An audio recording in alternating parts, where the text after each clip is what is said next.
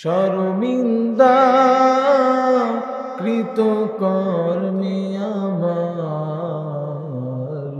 তওবা করো মঞ্জুর,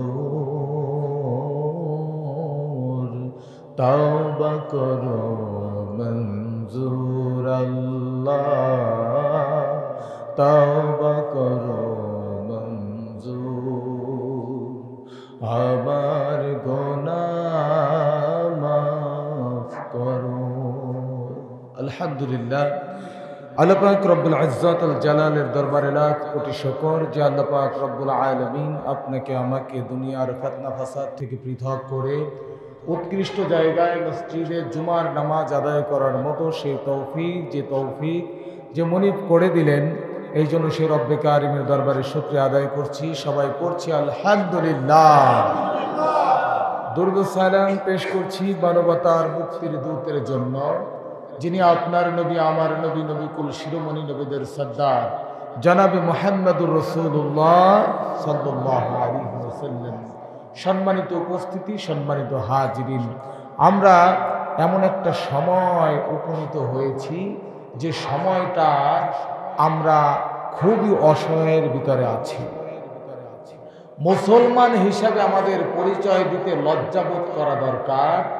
সেই সময়টা, যে সময়টা বাংলাদেশে 92% মুসলমান, এই মুসলমান মুষ্টিমে কিছু হিন্দুদের ভয়ে নতজানু হয়ে আছে। কথা বলুন ঠিক কিনা?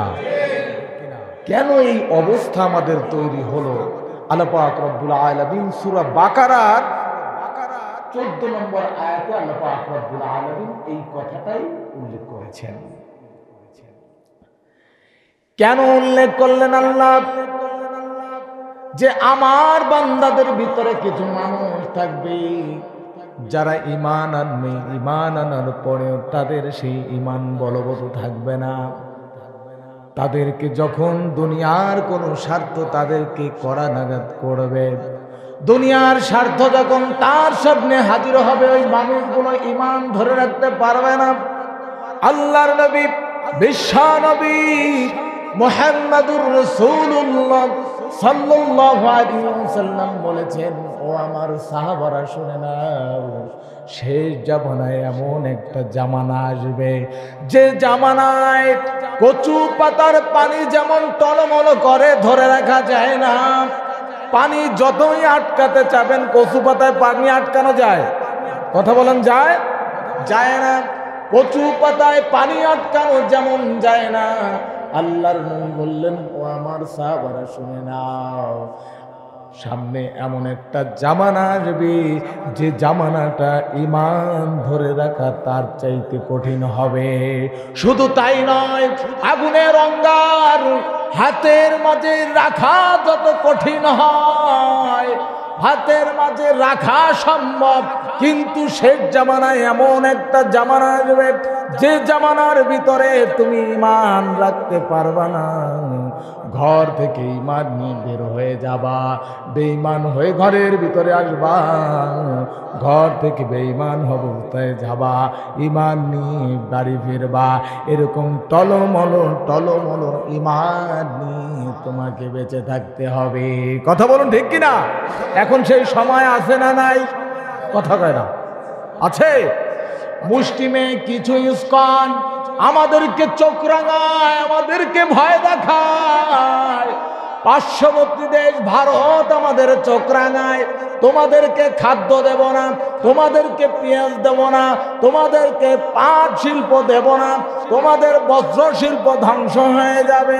ওরা জানে না মুসলমান এমন একটা জাতি, বদরের প্রান্তরে 313 জন, যাদের ঢাল ছিল না, তরোয়াল ছিল না, তাদের ছিল না ধনুক, ছিল না ঘোড়া, ছিল না কোনো অস্ত্র, ছিল না। ওই ইমানদাররা 313 জন 1000কে ধ্বংস করে দিয়েছিল, ঠিক কিনা? মুসলমানদের ঈমান সম্পর্কে তোমরা জানো না। এই মুসলমান এমন মুসলমান যারা সম্পদের জন্য লড়ে না, এই মুসলমান তাদের ঈমানের জন্য লড়ে যায়, ঠিক কিনা? তোমরা কাদেরকে ভয় দেখাও? এই ভয় মুসলমান পায় না। তোমরা খাদ্য দেবা না, বস্ত্র দেবা না, তোমাদের পরে আমরা নির্ভর নয়। খবরদার খবরদার, বাংলাদেশের পরে চোখ রাঙিয়ে কথা বলবা না, চোখ উপড়ে ফেলা হবে। ঠিক কিনা বলে? মুসলমানদের ঈমান সম্পর্কে তোমরা জানো না। শুধু সেই ঈমানদারদের দরকার, ওই 313 জন ঈমানদারদের দরকার। বদরের প্রান্তরে, উহুদের প্রান্তরে যে ঈমান ছিল, ওই ঈমানওয়ালা মুসলমান দরকার। আল্লাহ পাক রব্বুল আলামিন বললেন, কোন ঈমান তুমি আনবা, ওই ঈমান তুমি আনবা না। ওয়া ইযা লাকুল্লাযীনা আমানু ক্বালু আমান্না ওয়া ইযা খালাউ ইলা শায়াতিনহিম ক্বালু ইন্না মাআকুম ইন্নামা নাহনু মুস্তাহজিউন। চিল্লায়ে বলুন আল্লাহু আকবার। আল্লাহ পাক রব্বুল আলামিন বললেন, ওই ঈমান আনবা না। ওরা সেই মুনাফিক। কারা ওরা? আল্লাহ বললেন কারা? যারা তাদের বন্ধু বান্ধবের সাথে মিলিত হয়।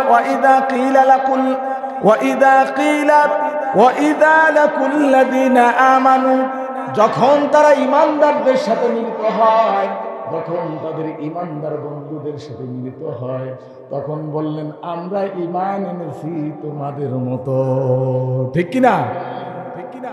যখন ঈমানদারদের সাথে মিলিত হয়, তখন বললে ভাই আমি তো তোমার ভাই। মানে দেখতেছে এখন সব দিক দিয়ে চাপ, বলে এখন এই জায়গায় না গেলে পিঠ বাঁচানো কথা কয়, পিঠ বাঁচানো যাবে না। বলে আমি তোমাদের মতো ঈমান এনেছি, তোমরা যেমন ঈমান এনেছো আল্লাহর প্রতি, রাসূলের প্রতি, আসমানি কিতাবের প্রতি, আমরাও ঈমান আনলাম তোমাদের প্রতি। এবার আল্লাহ পাক রব্বুল আলামিন বললেন শুধু তাই না, এবার দেখো তাদের চরিত্র কি। শুধু তোমার সামনে বড় বড় ঈমানদারদের ঘোষণা দেবে তাহাজ্জুদ গুজারি, নামাজ পড়তে পড়তে কপালে দাগ পড়ে গেছে, তাহাজ্জুদ ছাড়ে না। এরকম মানুষ আছে না? নাই? আছে।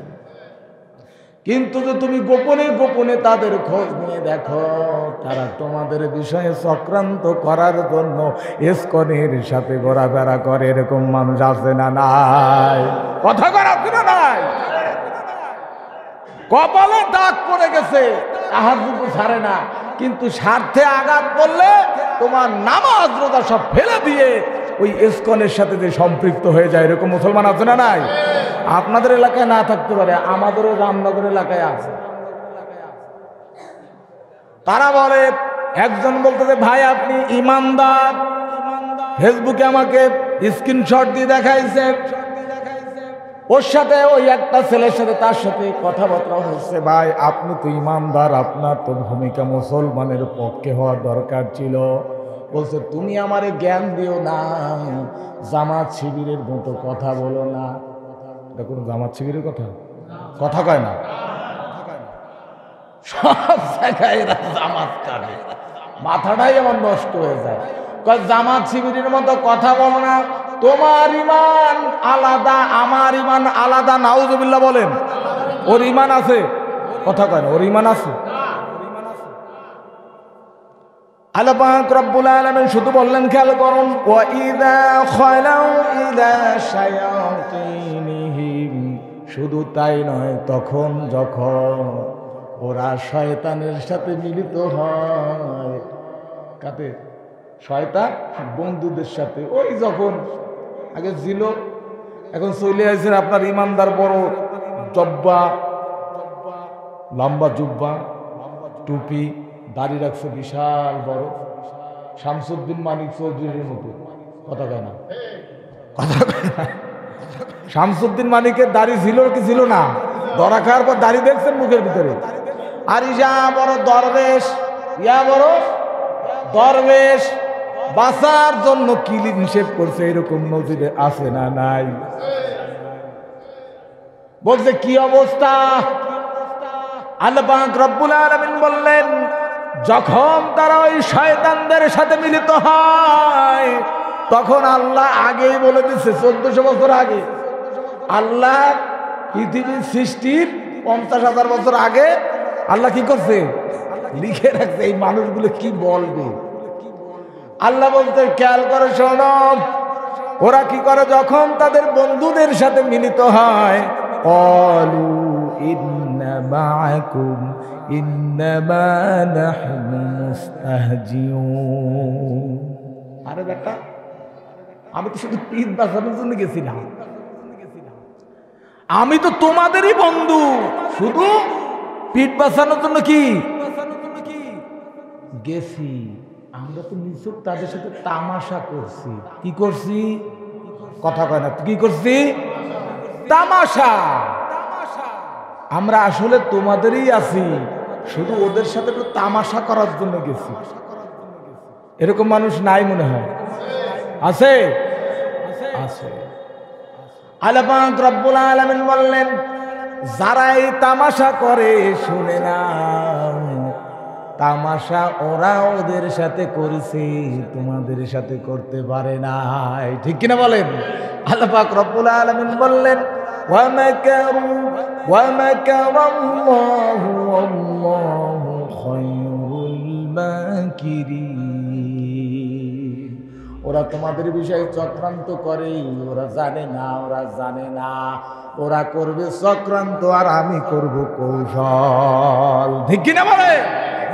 ওরা যতই চক্রান্ত করুক না কেন, আমার কৌশলের কাছে ওরা কি কথা জিরো। কি জিরো? ওরা কি মোবাইলের ডিজিট লেখে দেখছেন তো, প্রথমে কি দেয়? আমাদের বাংলাদেশে কি দেয়? জিরো। কন কি দেয়? তোমাদের জ্ঞান হলো জিরো, আর তোমাদের জ্ঞান থেকে শেষ হয়। আমি আল্লাহ পাক রব্বুল আলামিনের জ্ঞান সেখান থেকেই শুরু হয়ে যায়। সুবহানাল্লাহ। আল্লাহর সাথে পাল্লা দিয়ে পারা যাবে? কথা কোন পারা যাবে? এটা 90% মুসলমানের ভূমি। এখানে মুসলমানের নেতৃত্ব কর্তৃত্ব চলবে, এইখানে মুসলমান কথা বলবে, মসজিদ মাদ্রাসায় শিক্ষা চলবে, মসজিদের মিনার থেকে আজানের ধ্বনি আসবে। এই জায়গায় কেউ যদি হস্তক্ষেপ করে পারে, তাহলে 90% মুসলমান তাদের বিপক্ষে দাঁড়িয়ে যাবে। ঠিক কিনা বলুন? 90% মুসলমান তাদের বিপক্ষে দাঁড়িয়ে যাবে। তোমরা মনে করছো তোমরা এখানে বসবাস করতেছো, মুসলমান তোমাদের কিছুই বলে না, তা নয়। খবরদার, খবরদার।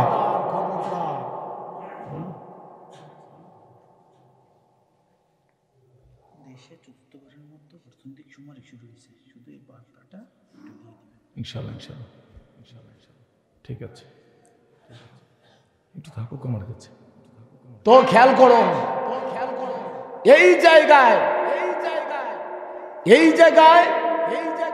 90% মুসলমান। কথা খেয়াল করে বুঝতে হবে কিন্তু, আপনার কলিজার পরে দাঁড়িয়ে তারা গত 5 তারিখে সমাবেশ করতে চেয়েছিল। ঠিক কিনা বলেন? করতে পারিছে? খালি আওয়াজ। কারণ সেই দিন এখন আর নাই। এই দেশের ভিতরে রক্ত পড়েছে, যেখানে রক্ত পড়ে সেই রক্তের নদী পেরিয়ে কোন বাতিল আর কখনো আসতে পারবে না। ঠিক কিনা বলেন? কখনো আসতে পারবে না, ইম্পসিবল। কারণ রক্ত যেখানে পড়ে, আল্লাহ বলছে দিনের জন্য, দেশের জন্য যেখানে রক্ত পড়ে, সেই রক্ত বিলীন করে দেওয়ার ক্ষমতা সদ্য সদ্য কারো কলিজায় এটা সহ্য হবে না। খবরদার, খবরদার, বেশি দিন হয় নাই, আর একটু সময় নাও, গোছাও, দলটা গোছাও, সময় নিতেই থাকো। এরপরে চিন্তা ভাবনা করো। নতুন নতুন খাওয়া যায়? কথা কয় না, খাওয়া যায়? একটা মানুষ, একটা ভাড়াটিয়ারে নতুন উঠাইছে, একজন ভাড়াটিয়ারে নতুন উঠাইছেন দোকানে, আগের জনারে ঘাট ধাক্কা দিয়ে নামায়ে। কারণ সে যদি এসে যদি আমারে বলে যে ভাই আমি আবার দোকানটা নিতে চাই, কাজ হবে না। এমনি যদি সম্পর্ক ভালো থাকতো, আদান প্রদান লেনদেন যদি ভালো থাকতো, তাহলে একটা কথা থাকতো। ঠিক কিনা বলেন?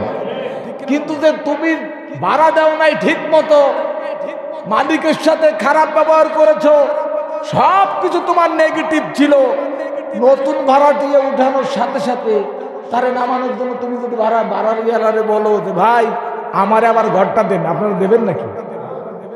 কারা কারা দেবেন? আতুচ করে এ বলে দেবে না বুঝতে বলেছে ঝুঁকে। মানে আমাদের আলোচনা এমন হয়, মানে আলোচনা শুনতে শুনতে মানে গভীরে চলে যায় আমরা, কিন্তু যে কি বলতেছে আমরা খেয়াল থাকে না। এই জন্য খেয়াল করতে হবে সবসময়ের জন্য, কথাগুলো পয়েন্ট অনুযায়ী কথাগুলো মাথায় ধরাতে হবে।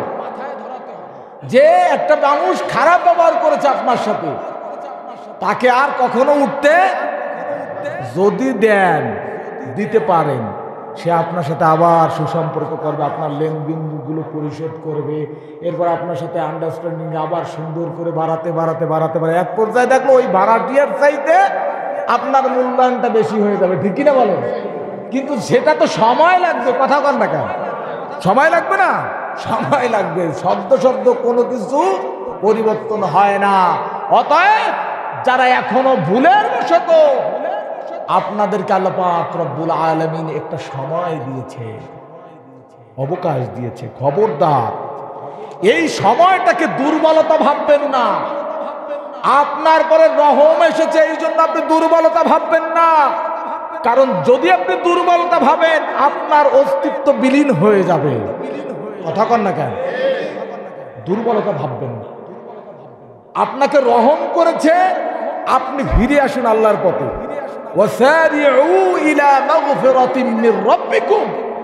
আপনি আপনার রবের দিকে ফিরে আসেন, কারণ আপনি যে অন্যায় করেছেন এই অন্যায়ের জন্য আল্লাহর কাছে ক্ষমা চাবেন, আল্লাহ আপনাকে মাফ করে দিতে পারেন, ঠিক কিনা বলেন? আল্লাহ সবচেয়ে ক্ষমাকারী। আপনার কাছে এইসব কিছু ব্যাপারই না, আল্লাহর কাছে আপনি শুধু ক্ষমা চান। বিগত দিনের সম্পর্কের কথা, আচার আচরণের কথা আপনি ক্ষমা চেয়ে আল্লাহর কাছে ফিরে আসুন। আল্লাহ ক্ষমা করতে পারে কি পারে না?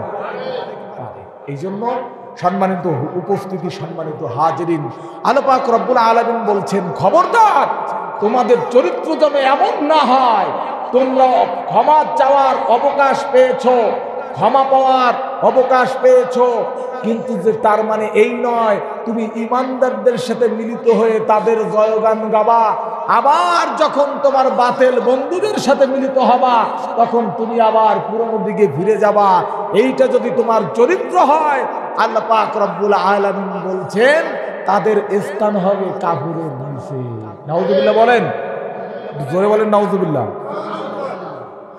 আল্লাহ বলছেন কাফেরদের স্তরটা একটু উঁচু হবে, জান্নাতের কি হবে?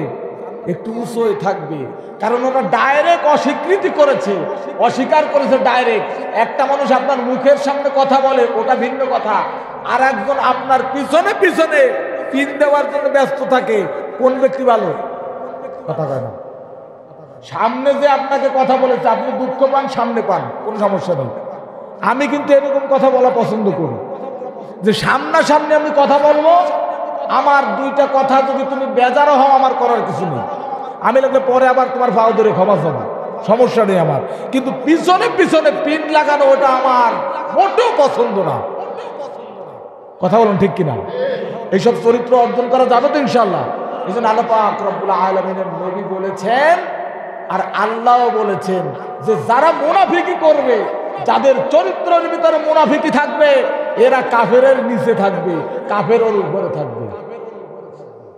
কথা বুঝতে পারছেন? কাফেরের উপরে থাকবে, মুনাফিক থাকবে নিচে, সর্বতলদেশে থাকবে মুনাফিক, আর ওর উপরে থাকবে কি?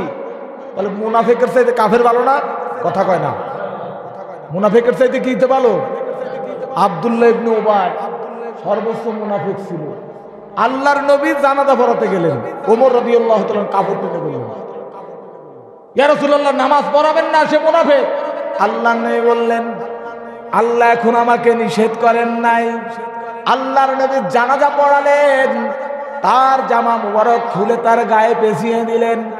আল্লাহ পাক রব্বুল আলামিন কোরআন নাযিল করে দিলেন, হে মুহাম্মদ আপনি ওই মুনাফিকের ব্যাপারে সার্টিফিকেট দেবেন না, ওমর যেটা বলেছে সেটাই হয়েছে। ও ছিল মুনাফিক, আপনার পিছনে পিছনে আপনার দিনের বিরুদ্ধে সোচ্চার হয়ে গিয়েছিল। আপনি যদি তার জানাজা নামাজ পড়ান, আপনার গায়ের জুব্বা খুলে দেন, আমি আল্লাহ পাক রব্বুল আলামিন তাকে কখনো ক্ষমা করব না। তাহলে মুনাফিক ভালো? কথা কোন ভালো? তাহলে মুনাফিকি চরিত্র আমাদের ভিতরে থাকা ভালো না খারাপ? তাহলে রাখা যাবে? কারা কারা রাখবেন হাত উঁচু করেন। কেউ রাখবেন, মাশাআল্লাহ, অর্ধ দিছে। তাহলে মুনাফিকি চরিত্র বুকের ভিতরে ধারণ করা যাবে না। এই চরিত্র যদি আমাদের অর্জন হয়ে যায়, আমরা হব আল্লাহু ইউহিব্বুল মুহসিনিন। এই যে আপনি ইহসান করলেন আল্লাহর প্রতি, কার প্রতি? আল্লাহ বলেছে তুমি মুনাফিকি করবা না। আপনি যদি এই চরিত্রটাকে যদি আপনি নিজের শরীরের সাথে মানে গোছাতে পারেন, জড়াতে পারেন, আল্লাহ পাক রব্বুল আলামিন বলছেন ওই বান্দাকে আমি সবচেয়ে বেশি ভালোবাসি। সুবহানাল্লাহ বলেন। তাহলে মুনাফিকের চরিত্র আমাদের ভিতরে রাখা যাবে? যাবে। দেশের জন্য যদি কেউ ষড়যন্ত্র করে, আমরা কি তাদের পক্ষ থাকবো না বিপক্ষে? এটা সবাই বলেন, পক্ষে না বিপক্ষে? বিপক্ষে থাকবো আমরা। ওই যে ষড়যন্ত্রকারীদের পক্ষে থাকবো না। আল্লাহ পাক রব্বুল আলামিন আমাদের সকলকে এই কথাগুলো বোঝার তৌফিক দান করে, বলুন আমিন। আল্লাহ নবী বলছেন, আল কাইয়িসু মান দানা নাফসাহু ওয়া আমিলা লিমা বা'দাল মাউতি ওয়াল আজিজু মান ইত্তাবা'a নাফসাহু হাওয়াহা ওয়া তামান্না আলা আল্লাহ।